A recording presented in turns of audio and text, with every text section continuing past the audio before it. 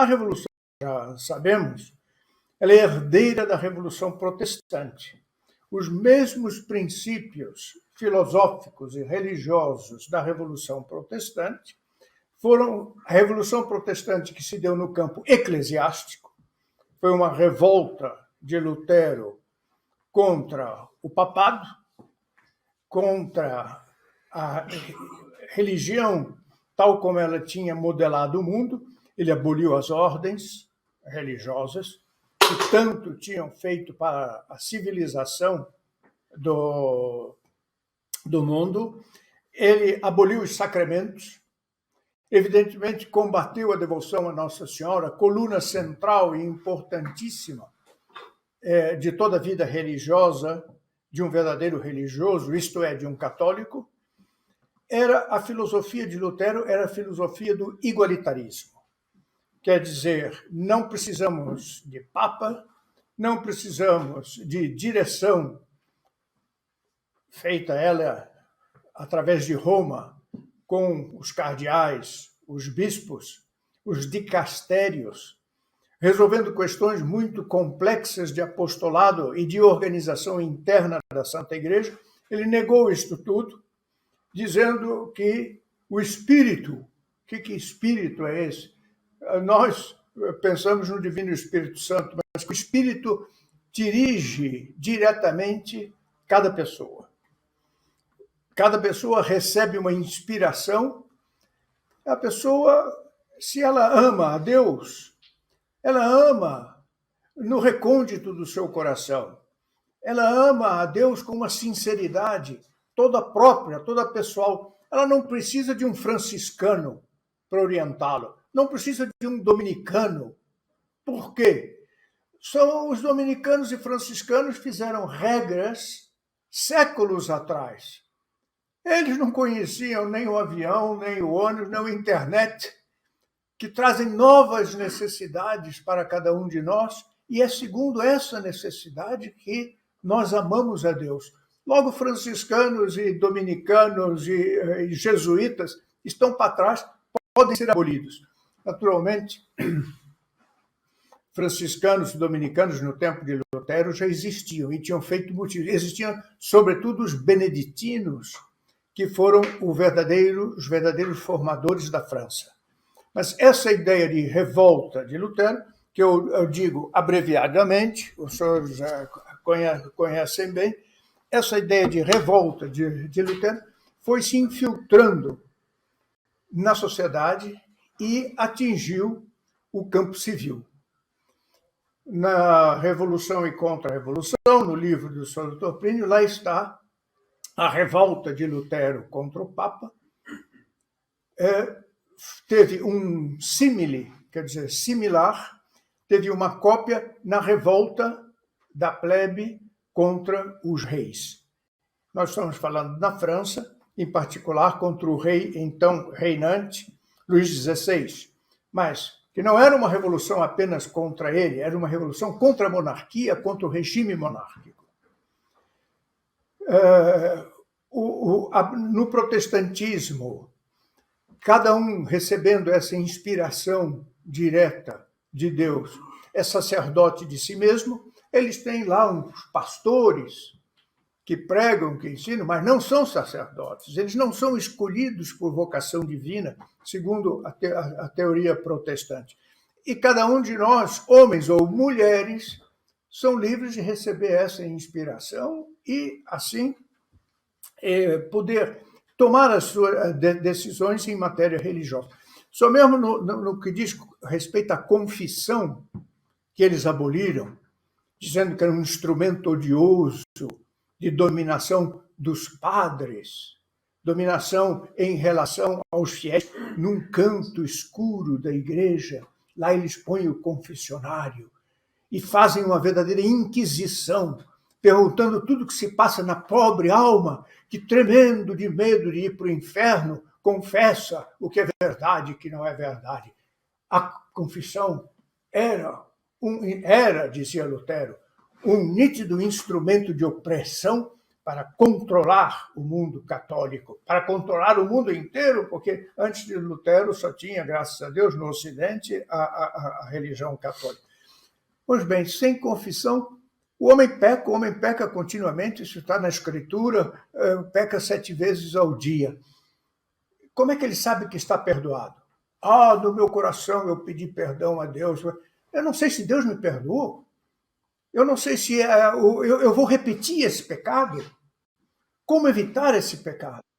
Então, o estudo do sacerdote, as casuísticas que eles enfrentam para resolver estas questões de consciência são imensas. E que espécie de religião é essa, o protestantismo, que aboliu isso, sendo cada um dono de si mesmo? Eu conto um fato, eu estava numa igreja de Roma, na igreja dos 12 apóstolos, onde estão os corpos de 2 apóstolos, São Filipe e São Tiago Menor, a igreja no centro de Roma, uma basílica constantiniana, mas em certas horas do dia eu ia rezar porque era vazio, silencioso, e por causa do frio, ela tem dessas 2 as portas basculantes, a gente empurra, não é fechado a chave, a gente empurra, abre a primeira, tem um espaço, abre a segunda, são 2 para proteger do frio de fora. E naquele silêncio interno da basílica, eu vejo de repente um movimento nervoso, um barulho. Velha basílica, quando se abre a porta, ela geme, treme e faz o que é muito pitoresco também, dando a ideia da tradição da igreja, um barulho nervoso, é uma moça que entra. A igreja estava vazia. Um confessionário, nesse confessionário, uma luzinha vermelha acesa, significando que lá estava o sacerdote. Essa moça vai, ajoelha, reza primeiro para o altar, olha, vê-se que ela estava muito excitada, que algo a perturbava. Finalmente, ela devia saber que naquela hora tinha um sacerdote. Ela vai ao confessionário, antigo confessionário, quando ela ajoelha, também as madeiras tremem e balançam, tudo isso muito pitoresco. E lá se fez silêncio, então. Eu continuei rezando e me esqueci desse fato de que tinha uma moça se confessando. Quando, alguns minutos depois, novo barulho de madeira que range, ela estava se levantando do confessionário, após uma confissão de joelhos, né, e sai. E eu olho para ela, porque era o único ruído que tinha na igreja, inteiramente calma, tranquila. Tinha voltado a ela uma paz que ela não conseguiria, a não ser no círculo sobrenatural formado pela Santa Igreja e que abraça cada fiel nos momentos de necessidade. E eu pensei, aí está a negação da máfia, da mentira de Lutero, dizendo que é um canto escuro de opressão. Era um canto escuro. Dr. Plínio dizia, é uma das maravilhas da igreja, porque o que é o confessionário?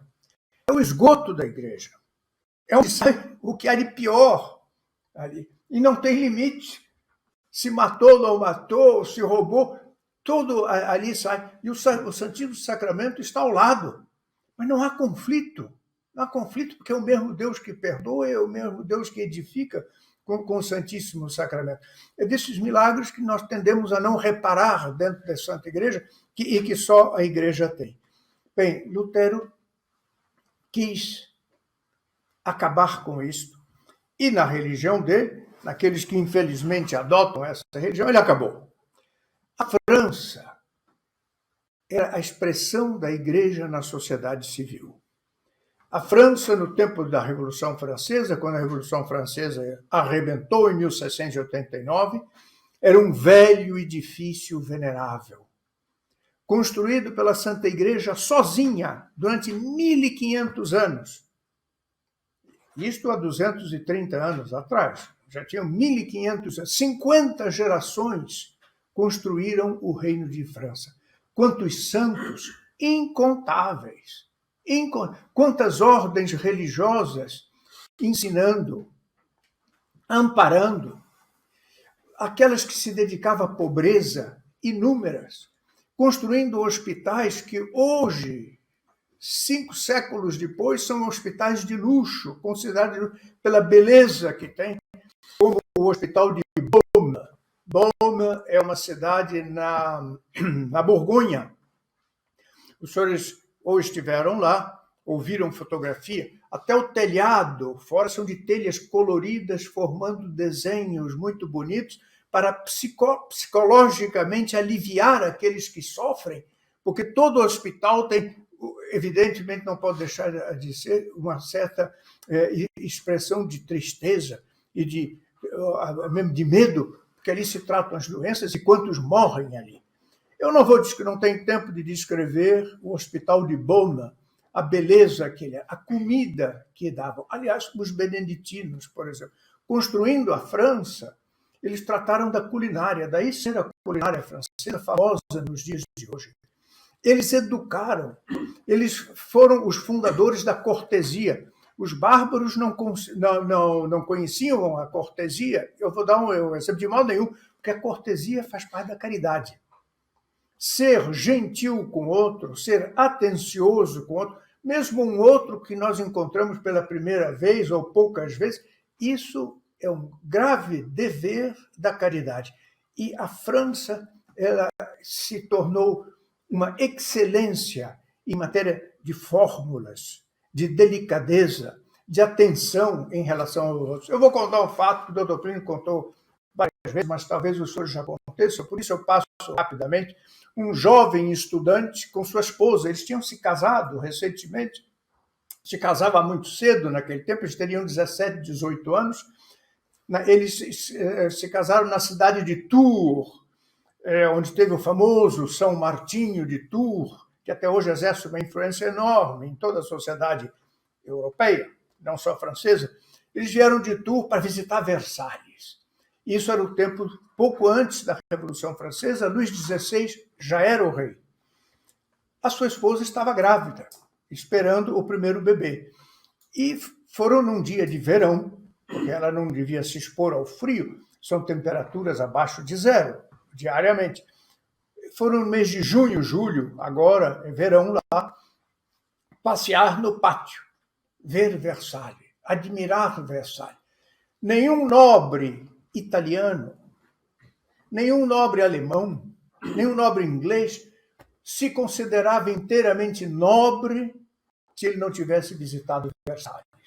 A grandeza de Versalhes, o bom gosto de Versalhes, a sociedade que havia, que se formava em Versalhes, as conversas, a conversa foi as regras de conversa para escolher temas elevados e tratá-los com distinção. Uma conversa, todo mundo, nós sabemos, de vez em quando se torna brusca. Não eram conversas em que um tinha que concordar com o outro. Não. Eles traziam assuntos novos, mas discutiam com grandeza, discutiam com serenidade. Então, a visita de Versalhes é obrigatória. Voltemos ao estudante com a sua jovem esposa grávida. Todos os bancos dos jardins de Versalhes que estão lá ainda estavam ocupados. Exceto um lá longe. Eles viram, olha, tem uma senhora sentada ali, vamos lá. Tem um lugar ao lado dela. E chegaram pedindo licença, posso sentar? Ah, pode, disse a senhora que estava lá. Mas esta senhora que já estava lá disse, mas esta moça não está agasalhada suficientemente. Os pés dela têm que estar frio. Fez um sinal, chamou uma das serventes do palácio de Versailles e mandou buscar almofada e cobertor. Nisso, disse, mas quem é esta senhora que pode mandar numa das serventes do grande palácio de Versailles? Era a própria rainha que estava ali. Era a rainha Maria Antonieta, que, cumprindo com o seu dever de caridade, então ela socorria aquela pobre moça. Isto era habitual. Há um livro de um grande escritor, Lenôtre, somente sobre esses fatos que se deram na Velha França.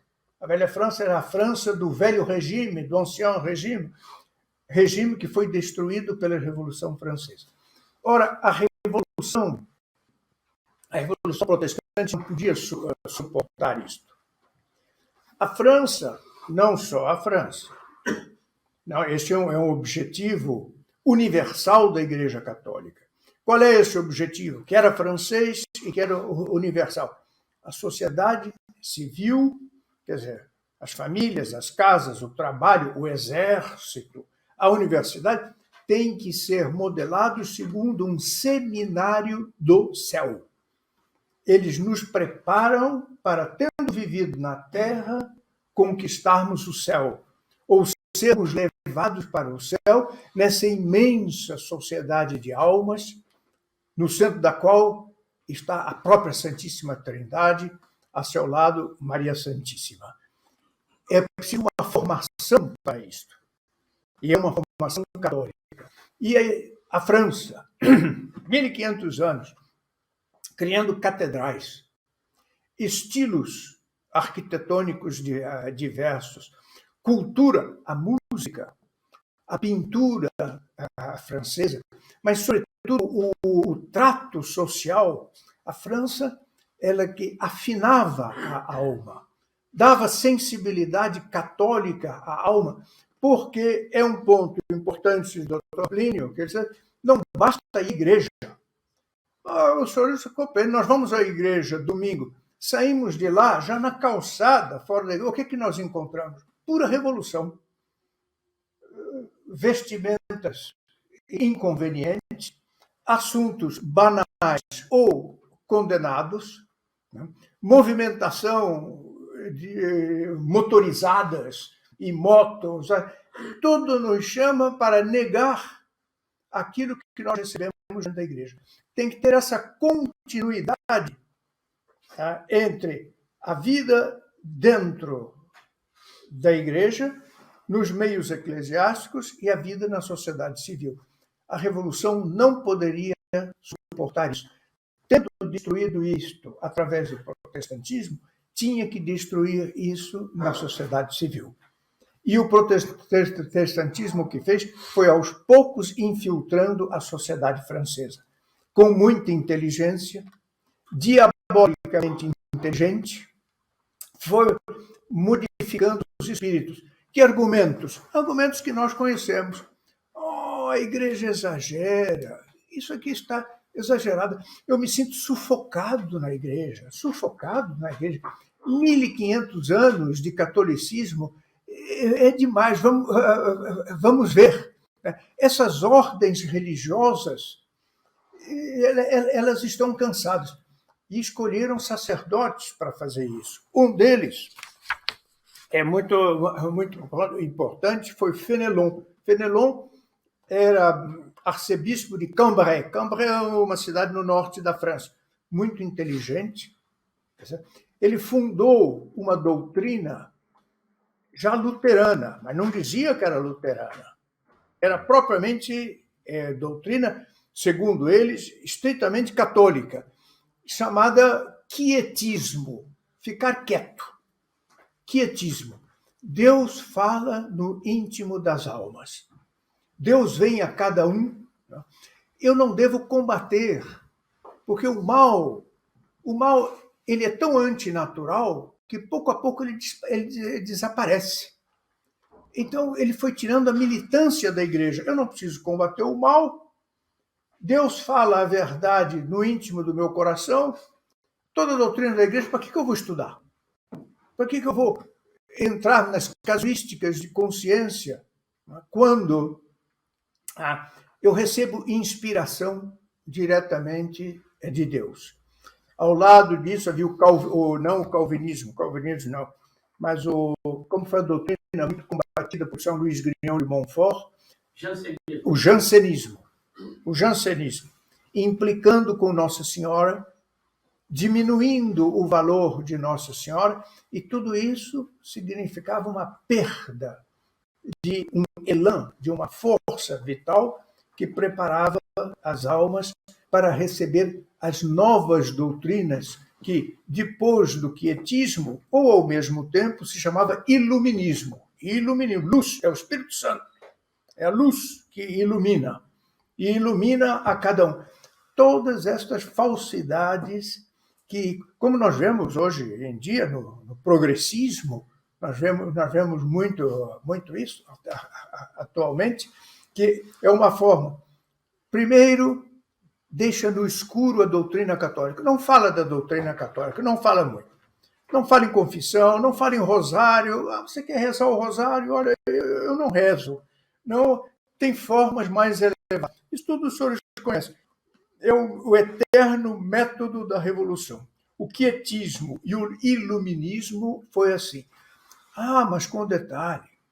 Lutero dizia que Deus inspirava diretamente o povo. Por isso não precisa de sacerdote, não precisa de papa, não precisa de bispo. A Revolução Francesa dizia a mesma coisa. É o povo que recebe a iluminação de Deus. É o povo que tem, não é o rei. Ora, todos os reinos eram baseados na fundação divina que tiveram. Por que o Sacro Império Romano-Alemão se chamava Sacro? Por que Carlos Magno foi, então, instituído imperador por um papa?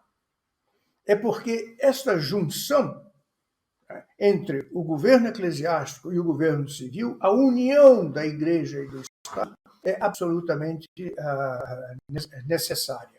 Bem, a Revolução Francesa foi desligando isso, tanto que todas as repúblicas, a Igreja, ou quase todas, 99%, a Igreja é separada do Estado.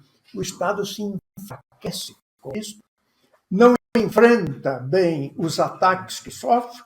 Vejamos no Brasil, nós estamos em contínuo ataque das nossas instituições mais antigas e mais veneráveis, como a propriedade privada. Eles perdiam força com essa separação.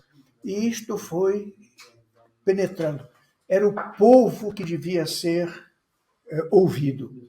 O pequeno povo de Deus, eles diziam assim, não é o clero, não é a nobreza. O Sacro Império.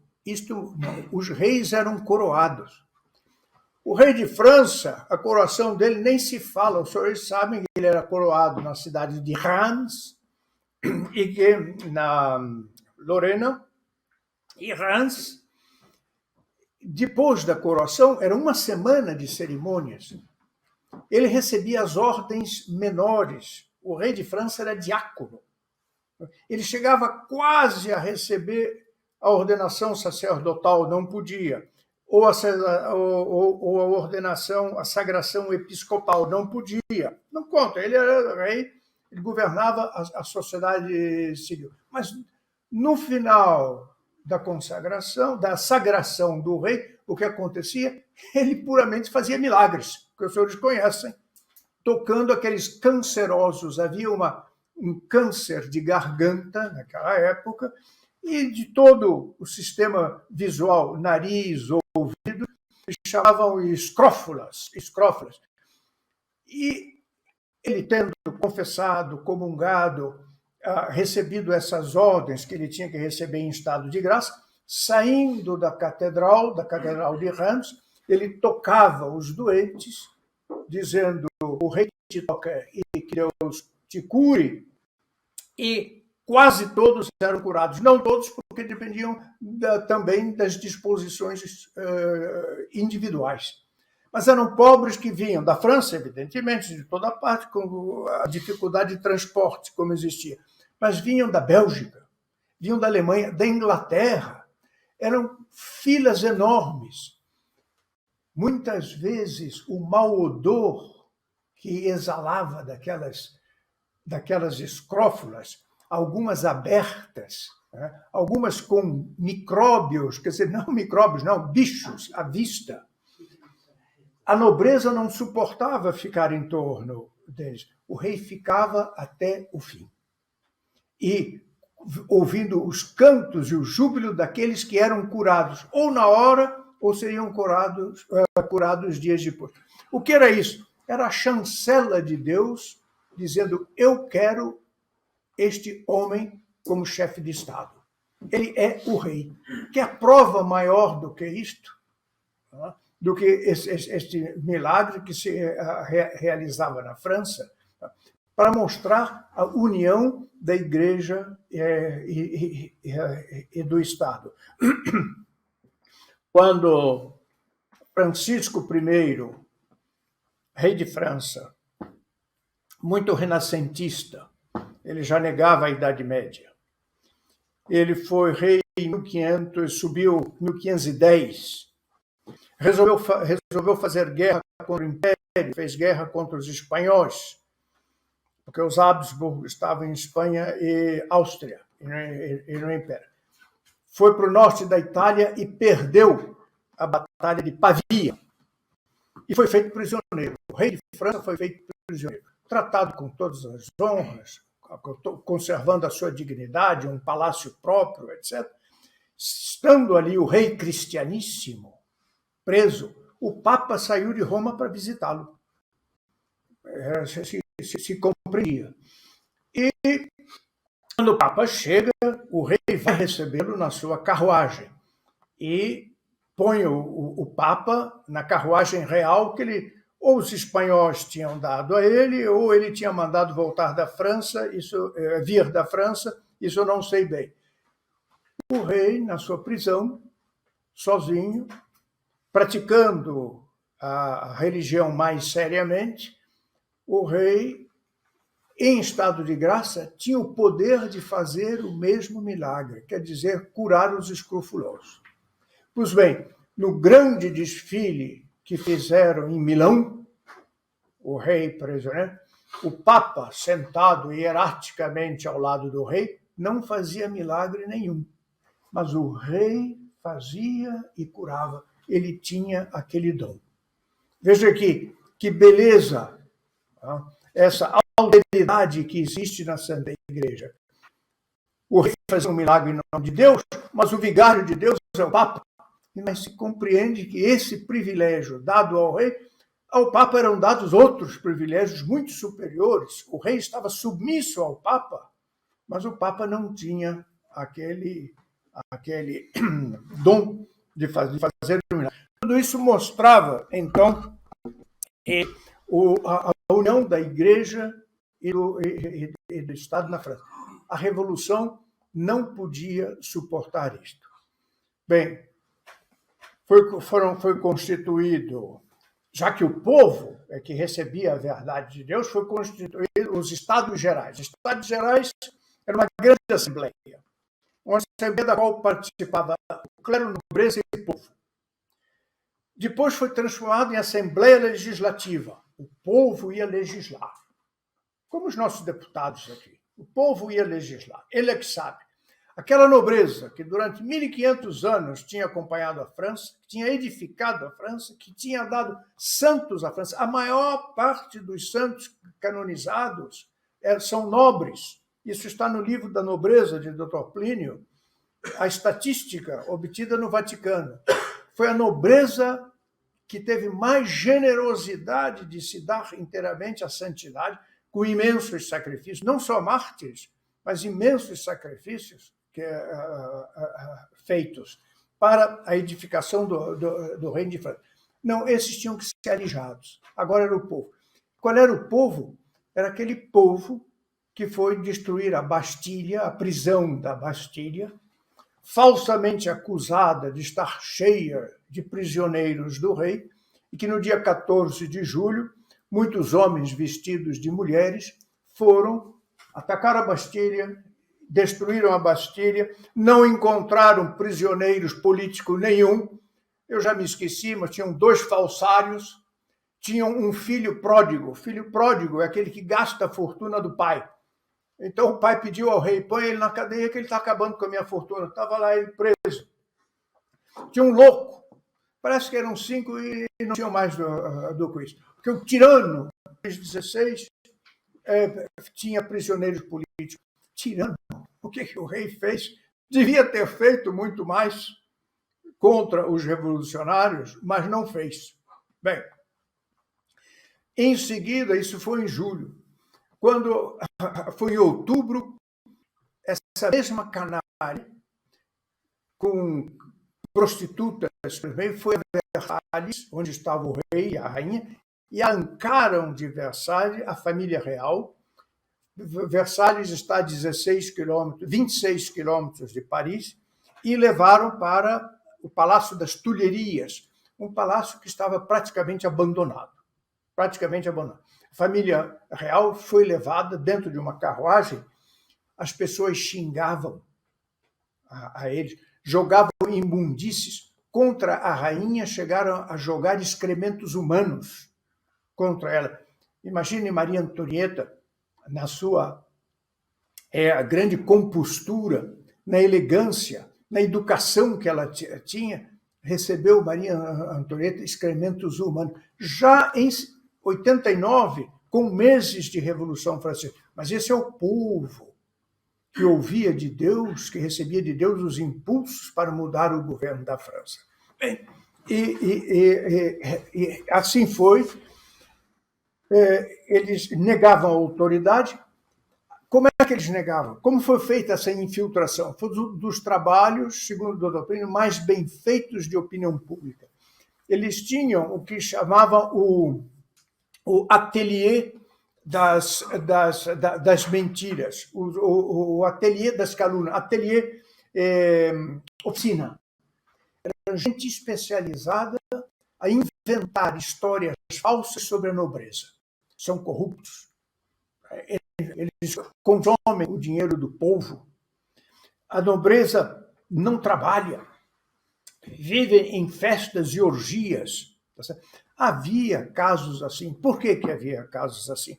Porque com o quietismo, com o iluminismo, a religião tinha perdido muito terreno.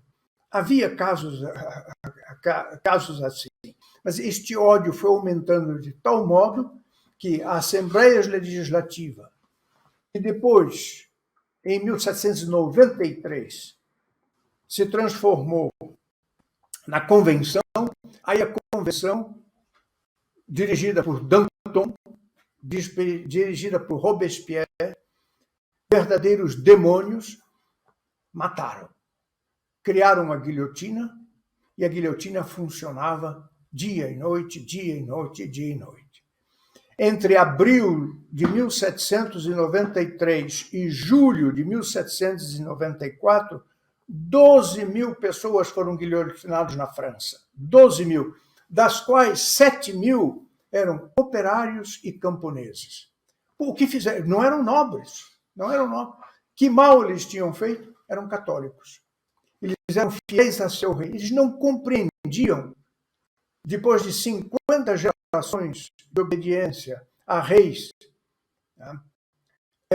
que trabalharam junto à Santa Igreja, sob a direção da Santa Igreja, eles não podiam compreender o serviço de outro senhor. Então perguntavam a ele: e o seu rei? Ao meu rei é venerável, guilhotina. E o seu rei? O seu juramento de fidelidade é válido? É válido. E respondiam inocentemente: guilhotina.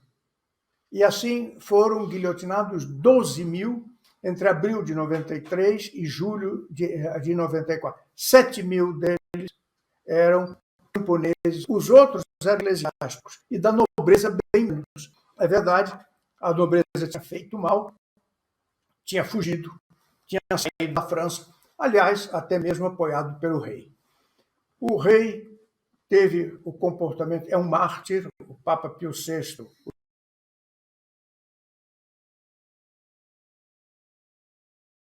em razão do ódio revolucionário contra aquilo que ele representava, e aquilo que ele representava fruto da ação da Santa Igreja no Reino de França. Bem, a irmã do rei, o estimado senhor Renato Vasconcelos, escreve muito sobre ele, Madame Elizabeth, uma santa, a morte dela de uma beleza, eu não vou repetir aqui, de uma beleza extraordinária, mostrando a alma santa que ela tinha, esta irmã do rei. Uma outra irmã já está declarada bem-aventurada, Santa Clotilde, mas ela era casada com um italiano e não estava, já tinha como rainha, ela foi para o país de seu marido. Essa virtude existia nessa corte, que, segundo os detratores, era uma corte de corrupção. A importância da Revolução Francesa reside muito no elo de união existente entre a Revolução Francesa e o comunismo.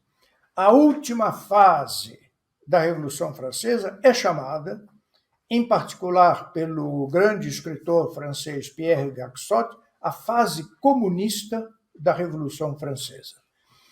Isso se vê sobretudo em Lyon. Lyon, a cidade de Lyon, é a segunda cidade da França. Até hoje, já era, ainda é até hoje, católica. Lyon era profundamente católica. E foi nomeado para governar Lyon um demônio chamado Fouché, Joseph Fouché. Esse Joseph Fouché, saído do seminário, ele era seminarista, foi perdido no seminário pelas doutrinas do quietismo de Fénelon, pelo jansenismo, que atacava, em particular, a devoção a Nossa Senhora. Fouché organizava as matanças em Lyon. E ele escreveu uma espécie de constituição para Lyon. Essa constituição é tão comunista que ela antecede e ela ultrapassa em maldade o manifesto de Marx e de Engels de 1848. Era um ódio puro a toda desigualdade. Ele proibiu a Igreja Católica, queimava as igrejas, obrigou os padres a se casarem. Cada padre casado não podia esperar 9 meses para ter o primeiro filho, tinha que adotar um filho imediatamente. Dentro de um mês ele tinha que ser pai. Ele proibiu, confiscou todas as fortunas, todos os homens tinham que ter o mesmo salário, e esse salário que ele determinou custava metade do salário existente em 1789, no momento em que eles começam a Revolução Francesa, com a invasão da Bastilha e retirando a família real de Versalhes e levando para as Tulherias. Esse salário era a metade. Os ricos, além de perderem as suas propriedades, digamos, casas e palácios, tinham que fazer doações. Doar o que eles tinham: cavalos, carruagens, vestidos, joias. Era um empobrecimento total. E isto, quem não obedecia era guilhotinado. Naquele mesmo período que eu falei, de 1793, de abril a julho de 94, em que na França 12 mil foram guilhotinados, em Lyon foram 4 mil. Mas a guilhotina era lenta. Ela não trabalhava no ritmo necessário para exterminar os não revolucionários. Eu não estou dizendo contra-revolucionários, estou dizendo os não revolucionários. Porque mesmo os revolucionários, um grande número de revolucionários foi morto. Morto como? Se a guilhotina era lenta, fuzilamento. Então são famosos os fuzilamentos de Lyon.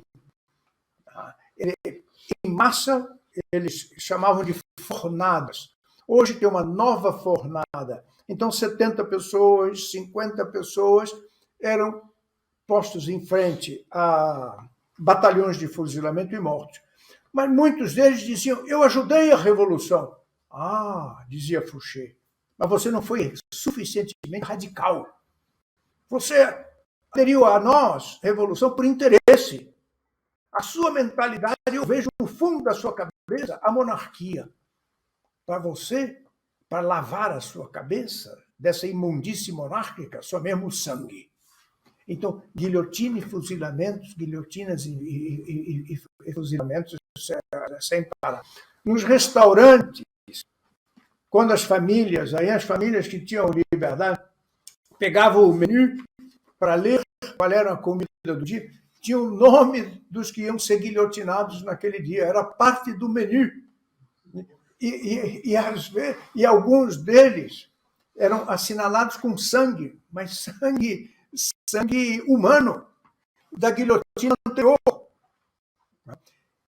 Veja a loucura que se dá numa sociedade quando ela nega os princípios católicos.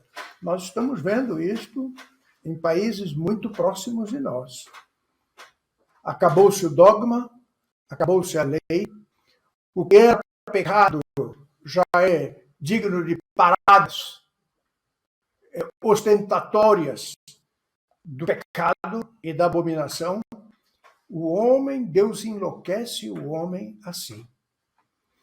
E era toda a sociedade, infelizmente. Este Fouché, que fazia essas mortandades, deixa eu ver o relógio, que fazia essas mortandades em Lyon, ele tinha sido eleito na cidade de Nantes, cidade contra-revolucionária, vizinha a Vendée, talvez seja a Vendée, onde foi fuzilado o grande vendéano Charette de la Contrie, um grande herói.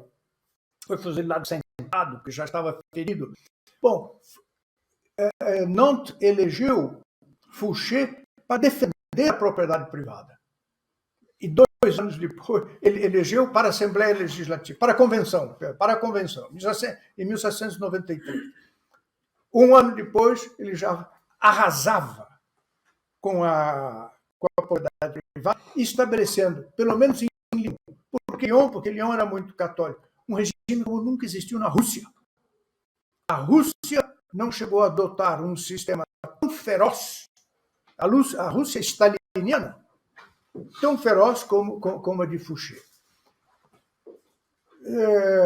Quando volta ao poder o povo cansado de sangue e de barbárie, chama de volta ao poder, sobe o rei Luís XVIII, irmão de Luís XVI. O rei Luís XVII é o filho de Luís XVI e tinha sido eliminado. Quer dizer alguma coisa? Uma pessoa que entrou aqui está chamando aqui de cruzados de Nossa Senhora. Cruzados? Uma pessoa online diz que isso aqui são os cruzados de Nossa Senhora. Bom. Eu agradeço, por favor. Temos que ser. Mas então sobe o rei Luís XVIII, Bourbon, irmão de Luís XVI, meu Deus, é a mesma família. Quem é que ele nomeia ministro da Segurança? Fouché. Como é possível que Fouché tenha sido ministro do rei Luís XVIII? Ele votou, Fouché votou a morte do rei, porque o rei foi guilhotinado, um simulacro de votação dos revolucionários. Então, Fouché, de revolucionário assassino, passou a ministro do rei Luís XVIII, o rei que trazia de volta a restauração ao governo de França. Não foi aí. Fouché depois foi servir Napoleão. Napoleão contrário, usurpador, se fez imperador contrário ao governo orgânico representado pelos Bourbons. E assim, Chateaubriand, um autor que tem coisas admiráveis, ele escreveu razoavelmente sobre a Revolução Francesa, também completamente desorientado. Ora servia um, ora servia outro, porque ficou ainda da guilhotina e do sangue aquele horror e aquele medo que um dia, se pudermos conversar, eu mostrarei como esse medo persiste até hoje, em 2023. O Stefan Zweig, que escreveu um belo livro sobre Maria Antonieta, morreu no Brasil, ele habitou aqui no Brasil, ele diz: a Revolução Francesa foi uma empresa de sangue e de extermínio. Tão contada, tão louvada por toda parte. Eu nasci numa cidade, em Mato Grosso, Campo Grande. A rua principal é a Rua 14 de Julho. E eu, menininho bobo, tinha 14 de julho como uma veneração. Com os jesuítas, eu fui estudar no Rio de Janeiro, com os jesuítas eu me lembro do professor dizendo: a Revolução Francesa, nada de mais justo. O rei vivia em Versalhes, dando festas e esbanjando, e o povo tendo que trabalhar para sustentar. Eu acreditei. Quer dizer, o ateliê das calúnias, quer dizer, as oficinas das calúnias, ainda subsistem até os dias de hoje. Até os dias de hoje. E, em seguida, a Revolução se propagou para o mundo todo. Penetrou na igreja, quando o Dr. Plínio escreveu a sua mensagem ao presidente Mitterrand, na França, 1981, presidente Mitterrand, seguidor da Revolução Francesa, louva as conquistas da Revolução Francesa. O Dr. Plínio teve que até explicar por que o Papa João Paulo II tinha elogiado o lema da Revolução Francesa: liberdade, fraternidade e igualdade. A pior delas é igualdade. Sendo que os revolucionários combinavam entre si. Liberdade entre nós significa extermínio da nobreza. Quando você falar em liberdade, saiba o que está por trás. Era um símbolo, uma senha. E assim ainda é até hoje. No livro da nobreza, o Dr. Plínio mostra como as perseguições contra a nobreza ainda continuam, não mais com a guilhotina, mas sobretudo financeiramente, com impostos, certo? Altíssimos, de tal modo que eles percam o modo em que vivem. Stefan Zweig, portanto, era uma empresa de sangue e de extermínio. O senhor Renato Vasconcelos descreveu magnificamente a morte de Madame Clotilde. Tem a morte da princesa de Lamballe, como eles matavam as mulheres e que um ódio eles tinham das mulheres mais finas e mais virtuosas. Os sacerdotes e as freiras, nessa cidade conservadora de Nantes, eles promoviam os casamentos místicos. Imagina os revolucionários criando esse nome, os casamentos místicos. Pegavam uma freira e a despiam inteiramente despida. Pegavam um padre inteiramente despido. Amarravam junto, colados no corpo, e jogavam na água. Quer dizer, convidando ao pecado, de maneira abominável, para lançá-los no inferno. Como? O pessoal de lá quer fazer perguntas também. Bom, então, aqui está este aspecto da Revolução Francesa, o início da Revolução Francesa, que perdura até hoje. Sobretudo por causa do igualitarismo. Liberdade, igualdade, fraternidade. É em nome do igualitarismo que se promove hoje tudo. Não há mais diferença entre pessoas. Igualdade de sexo total, igualdade entre religiosos total, igualdade de vestimentas, etc. Isso está no livro Revolução e Contra-Revolução. Bem, por causa do tempo, nós ficamos aqui. Eu sei que está incompleto, mas espero que as perguntas que são feitas completem um pouco as lacunas que eu acabo de deixar. Podemos passar a pergunta. Bom, os presentes têm precedência, não? Se tiver pergunta, o senhor Nelson tem uma sim. Uma pergunta. Senhor Rodrigo. Tem algo de infestação diabólica, né? Algum exorcista, algum comentário, algo assim? Eles tinham alguma coisa de envolvimento com satanismo também, esses que faziam essas coisas horríveis de matar as pessoas daquela forma? Sim. Eles tinham uma doutrina satânica oculta, não? E que muitos dizem, por exemplo, que o rei Luís XVI ele foi morto em sacrifício humano. Ele não fez nada contra a Revolução. Infelizmente, ele ajudou a Revolução, ele foi uma fraqueza. Nós o veneramos porque ele morreu mártir. Mas a atitude dele durante a Revolução Francesa foi vergonhosa. Então, dizem que esta ciência oculta por trás da Revolução Francesa, né, promoveu a morte do rei como um sacrifício humano. E assim, de muitas outras pessoas também, porque para o demônio é uma grande conquista que matem um nobre, cortem a cabeça, põem a cabeça dele na ponta de uma vara e passeiem com aquela vara, cantando e dançando. Olha, isto é ou não é um ritual satânico? A Igreja manda respeitar o corpo de todos, não só o católico, mas de todos. Um católico que vê um morto num campo, na rua, onde for, procura dar uma sepultura cristã. Agora, espedaçar, estraçalhar, brincar, okay? Tem muito de satânico nisto. Uma outra pergunta, Charles, que vem lá de Belo Horizonte. Como a Revolução Francesa afetou os seminários que vieram depois? É porque a Revolução Francesa ela afetou tudo.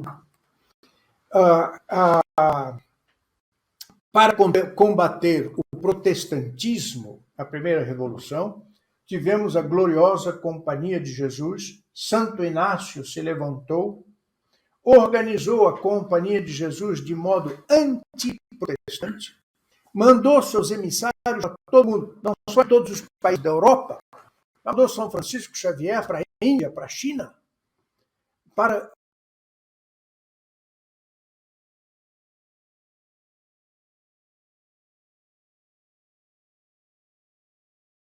foram ao Brasil, vieram ao Brasil, os holandeses, fazer guerra aqui, protestantes. Tá certo? Santo Inácio fez isso. Graças a Deus tivemos aqui os jesuítas, o grande padre Santo José de Anchieta, padre Nóbrega, nobre, não? Vieram para cá. Quer dizer, eles penetraram tudo. A Revolução Francesa já não teve uma ordem religiosa para combatê-la. Eu creio que a primeira que aparece não é religiosa, mas é civil, mas modelada inteiramente segundo os conceitos religiosos, é a Sociedade de Tradição, Família e Propriedade, fundada por Dr. Plínio Corrêa de Oliveira. Que ele fez um combate à Revolução Francesa contínuo, mostrando os seus males. E ele diz que entre a Revolução Protestante e a Revolução Comunista, a Revolução Francesa foi a mais bem preparada e a mais bem executada de todas. Teve, portanto, um caráter de assistência diabólica muito grande. Ora, os seminaristas, eles vinham de uma sociedade já muito contaminada pela Revolução Francesa. Muito, muito. Nós tivemos o que foi o movimento de Tiradentes em Minas Gerais. Foi o que eu aprendi. Eles foram estudar medicina, odontologia, em Montpellier, na França, e voltaram com as ideias da Revolução Francesa. Antimonárquica e igualitária. Quer dizer, o seminário, não existindo uma ordem religiosa que meticulosamente combatesse os males da Revolução Francesa, os seminários foram penetrados por seminaristas que vou dizer que não eram perversos, não vou dizer perversos, não vou dizer que eles tinham uma intenção de fazer, não, mas tinham aquilo no sangue, tinham aquilo na medula. Isto venceu. Isto se impôs. Hoje, eu diria que quase todos os seminários são assim. Eles apoiam a Revolução Francesa. Eles teriam uma pergunta que rapaz vai fazer. Só ativar o microfone deles.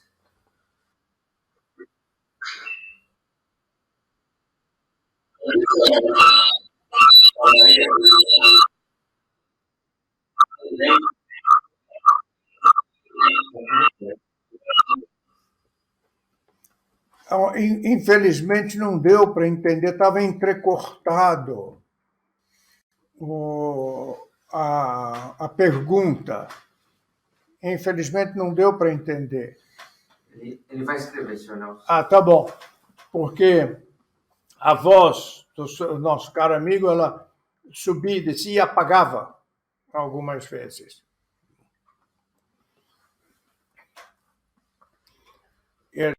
Nós temos um exemplo da penetração da Revolução Francesa nos seminários no livro de Dr. Plínio, que este ano, este mês, junho, completa 80 anos. É Em Defesa da Ação Católica. Ele escreve isso na introdução do livro, no prefácio do livro. Eu vou me ocupar desses problemas, eu não sou eclesiástico, mas é que a esfera eclesiástica está sendo invadida pelos princípios da Revolução Francesa, liberdade, igualdade e fraternidade. Está no início do livro. Só por isso ele tomou posição. 80 anos atrás. Começa, Rodrigo. Ele mandou um áudio. Ô, seu Nelson. Ah, sim, São Maria. Ô, seu Nelson. Salve Maria. Salve Maria, prazer em ouvir. Sobre o galicanismo que se proliferou na França pós-Idade Média, antes da Revolução, principalmente influenciado por grandes nomes da igreja, como Bossuet, entre outros. O senhor poderia explicar um pouco sobre isso? Sim, pois não. O galicanismo foi uma preparação para a Revolução Francesa. O senhor conhece o termo que nós usamos muito no grupo de amegalice. A França, brilhando como brilhava, sendo um modelo para todas as outras sociedades civilizadas daquele tempo, se pôs na cabeça de que podia viver sozinha, sendo ela a filha primogênita da igreja. Essa filha já tinha aprendido tudo e não precisava mais do Papa. Ela podia ter... Ela não negava o Papa, achava o Papa muito útil, diria existir. Mas ela, com a sabedoria que tinha, com a perfeição que tinha, podia governar a igreja. Quer dizer, por exemplo, nomear bispos. É o rei que ia nomear o bispo. É o rei que sabe. O Papa está lá em Roma. Ele não sabe o que passa-se no fundo da Bretanha, numa pequena diocese. Ele não sabe o que passava em Saint-Laurent, onde faleceu o grande São Luís de Montfort. Então, o Papa estava mais habituado a dirigir os seminários, a dirigir o Papa, não, perdoe. O rei estava mais categorizado para dirigir os seminários, para dirigir o clero, tomar disposições, e não precisava tanto de Roma assim. E Luís XIV era galicano. Essa ideia de que a França passava antes de tudo, a França tinha um papel messiânico, erro e exagero. Este papel messiânico, nosso Senhor Jesus Cristo deu apenas à Santa Igreja, fundada por ele, e a ninguém mais, a nem outra instituição, nem outro país. O galicanismo encontrou na vaidade de muitos, tá certo? Muitos de se afirmarem inteiramente francês e superior a todos os outros, encontrou um terreno fértil. E isto foi muito ruim. Isto foi muito mal. Porque a devoção ao papado, segundo São João Bosco, uma das 3 maiores devoções que nós temos que ter ao papado, diminuiu na França. E a gente vê diminuindo essa devoção ao papado, eles caminhavam, retrocediam em direção a Lutero, que negou o Papa também. De modo que foi muito ruim essa medida.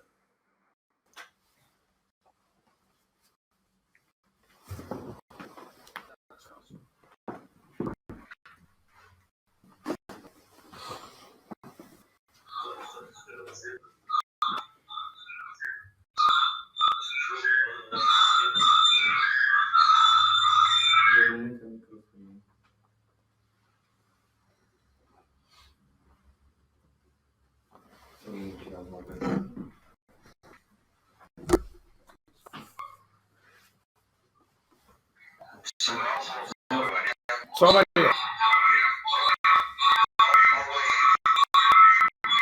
Só Maria, São Paulo.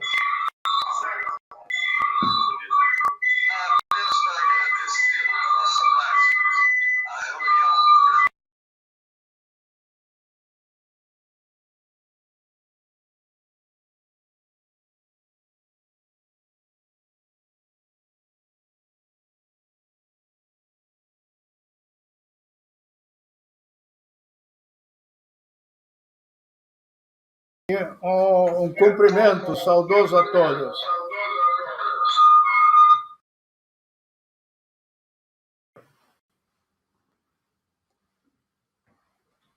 Se eu entendi bem, senhor Mel, você estava convidando todos para irem a Belo Horizonte, é isso? Era.